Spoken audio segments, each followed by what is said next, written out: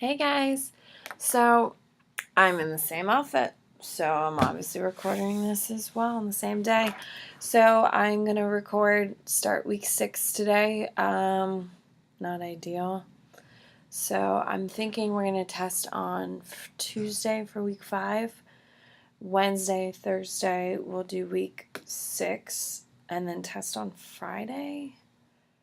It's not ideal. I'm still working through it, but at least we're going to get started as much as we possibly can. I mean, this stuff's really interesting. I wrote out all my notes, so we're going to go through that. Really helpful. I even color-coded it, which, means I'm spoon-feeding you. You're welcome. I'm also going to do your map today. Now, keep in mind, this week is known as India and the Silk Road, so you should have picked up your India and Silk Road map, which I'm doing today. You should have your India and Silk Road study guide, which, of course, is never due, just there as a reference for you. I am going to do your India and Silk Road primary source. Today, probably, I am going to do your India and Silk Road spice. You should be working on that. And of course, your focus. I look like a genius making sure you had all your assignments for the last 2 weeks. You're welcome. So, as I mentioned in my last video, do what you can. If you can't get it done because you're out of power, that's absolutely reasonable and definitely understandable. If you do not have power, you need to be focused on food, water, power, basic necessities of life. If you are full power like me, who got it back yesterday on Tuesday, then you need to be working because we need to keep moving. Who knows how this is going to affect our schedule for the year? Are they going to tack it on before the AP exam, after the AP exam? Not really sure. With that being said, we still need to keep moving, keeping the focus going. So I'm glad you're here. Thank you. Let's start with our map. Everyone loves a good old map. So with that being said, take out your crayons. How exciting. All right, here we go.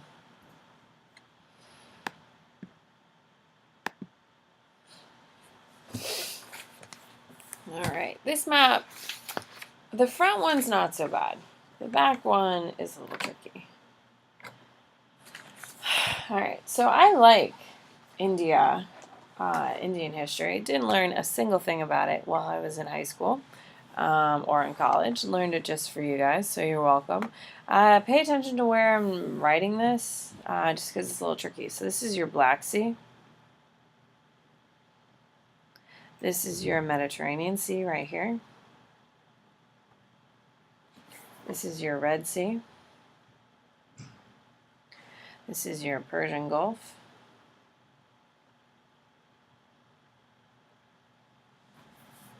This is your Arabian Sea. Your Bay of Bengal is right here.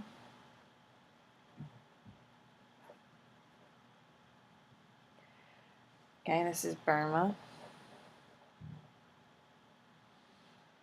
Of course, we have the Himalayas right here, which is obviously a massive geographical divide. We have the Hindu Kush Mountains up here. Okay, we have the Indus and the Yangtze River. And Kalinga is right over here. Alright, that's all your labeling for this side. But we do need 2 boxes in our little box over here. So we have the Mayoran.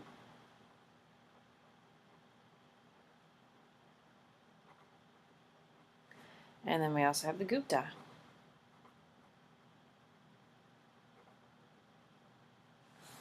There we go.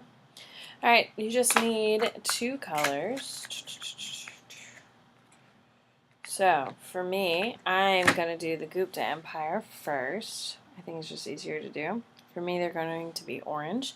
And the Gupta are just going to be right along your 2 major Indian rivers, the the Indus and the Ganges. That's it.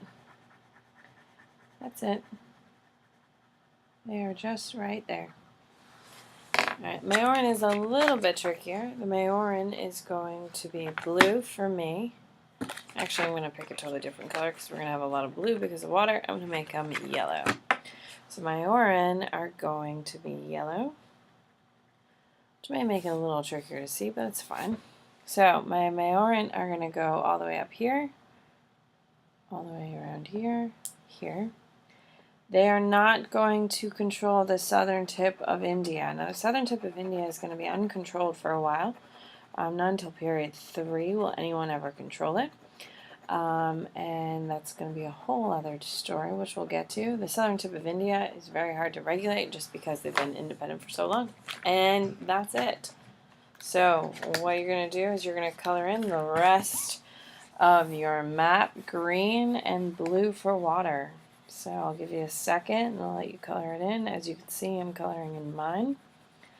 Make sure, if you don't know if it's water or what, take a look at mine. And here we go. As you see, we're going very quickly because our other side is way harder, which you're going to be so sad about here in a couple minutes. So we have a lot of labels. We're talking about the movement of religions on the other side and ideology, which is important because AP loves it.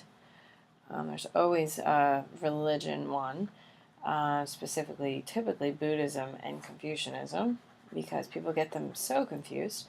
And everywhere they go, they vary completely. So it's really cool. Yeah. So I'm just coloring our land masses super, super quick. Don't forget to color in the tip of India green because it is definitely not controlled. There we go. And now I'm just going to color in my water super, super quick. Oh, sorry.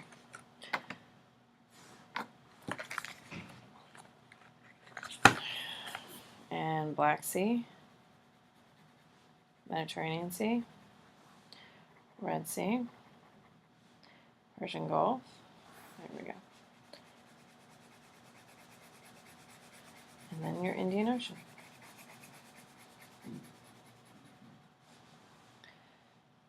Your Sea of Japan, your Yellow Sea, your South China Sea,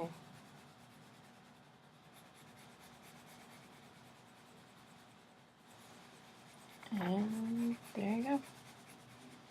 Alright, that's it. Alright, let's up to the back where the hard stuff is. Alright, let's do it. I'm going to start over in Europe and then we'll worry about Asia. Alright, so here's Britain, Spain, Gaul, which we of course know is France. We're going to draw a little dot, we're going to label it Rome. Okay, we also have the city of Carthage here. We have the Med Sea. We have Athens here. This is your Balkans. Constantinople is right here. Anatolia is this whole. Got your Black Sea. Caspian.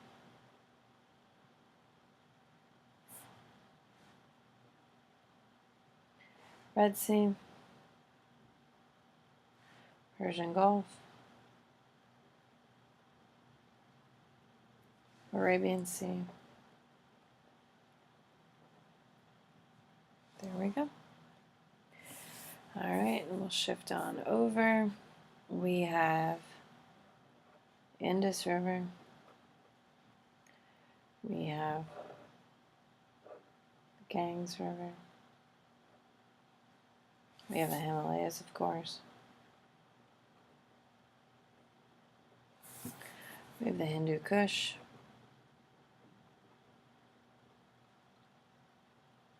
We have the Bay of Bengal.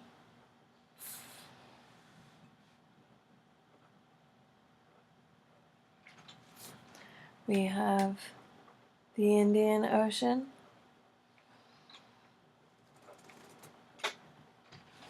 Right here. All right. So I am going to draw out 5 boxes.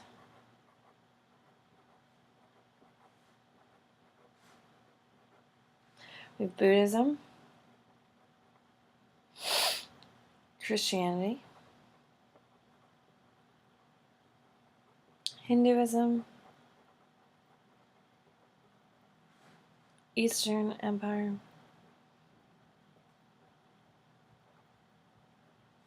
parentheses Roman, Western Empire,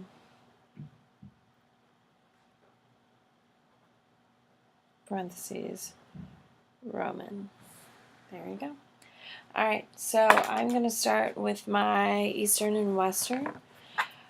I happen to have orange out, so I'm going to make it orange. So my Eastern Empire is going to be on the eastern half of the Mediterranean Sea. Now, the Eastern Empire is going to last longer than the Western, and the reason why the Eastern is going to last longer is because it is trade-based.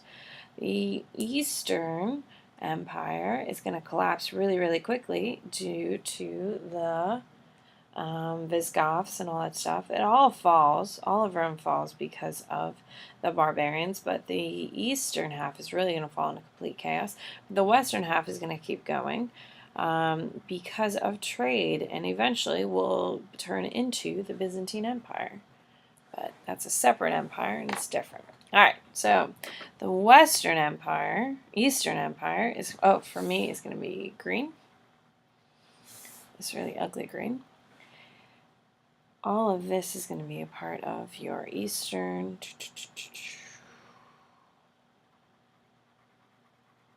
And there you go. So all the way up here. As you can tell, the Roman Empire is going to be divided into half. As you know from the map we did in week 5, that it's just divided in half between East and West. As they're trying to save it from collapse, they divide it in half, thinking it'd be easier to manage. Come to find out, not easier to manage, and it will fall to chaos.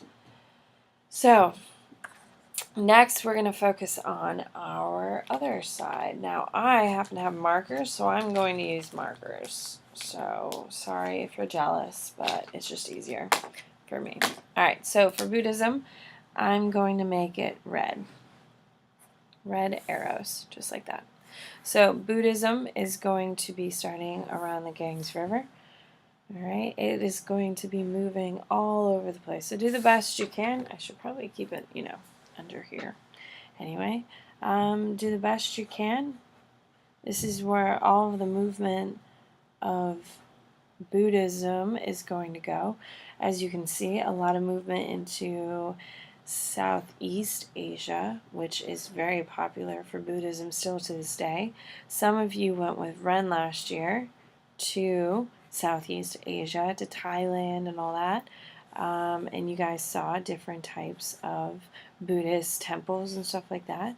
The cool thing is about Buddhism is that in different regions, Buddhist ideology and iconology look different, which is pretty cool, which we're going to get into, but Ren gets into it way harder than I do. So that is your Buddhism. As you can see, it's going to go into South Asia. Isn't really popular in South India, as you can kind of see. You have a little bit down here, but not that much. And a lot of it's going to go into China, where Buddhism is still very big. Your next one is going to be Christianity. Christianity is, of course, going to start over here.